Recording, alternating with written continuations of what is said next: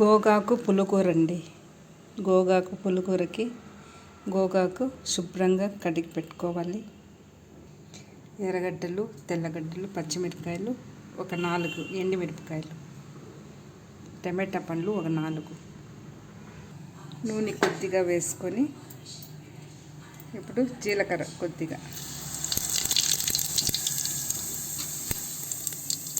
ఈ తరుగు పెట్టుకునేవన్నీ దీంట్లో వేసుకోవాలి.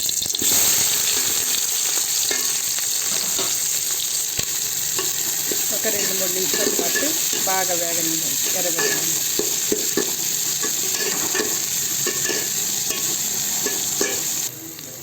ఇప్పుడు టమాటా పండు వేసుకొని బాగా కలబెట్టుకుంటాం.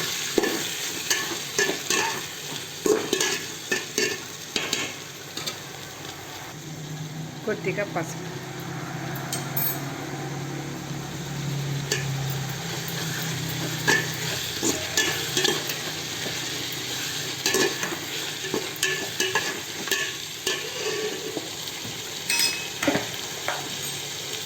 కొద్దిగా ఉప్పు,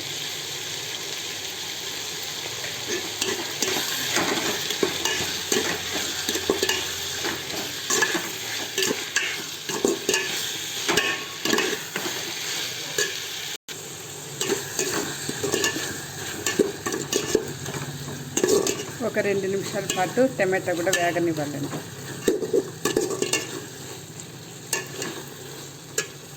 ఇప్పుడు ఈ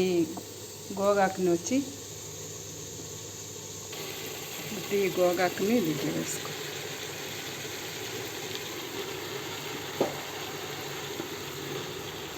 ఒక కట్ట గోగాకుకి 5 టమాటా పండ్లు, ఒక 2 పెద్ద ఎర్రగడ్డలు వేసుకో.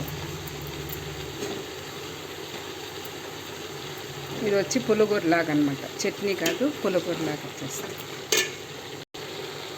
కొత్తిమీర కొద్దిగా వేసుకో. చూడండి, ఒక కట్ట గోగాకుకి ఎంత తక్కువైంది. ఈ సిమ్ములోనే మనము ఉడకపెట్టుకోవాలి.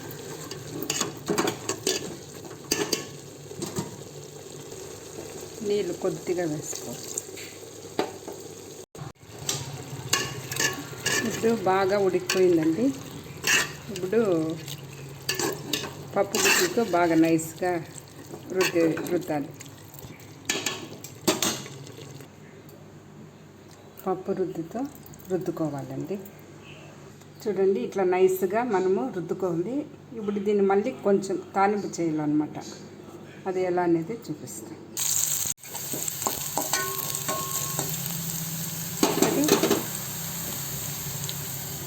ఈ కూరని పోస్తాను.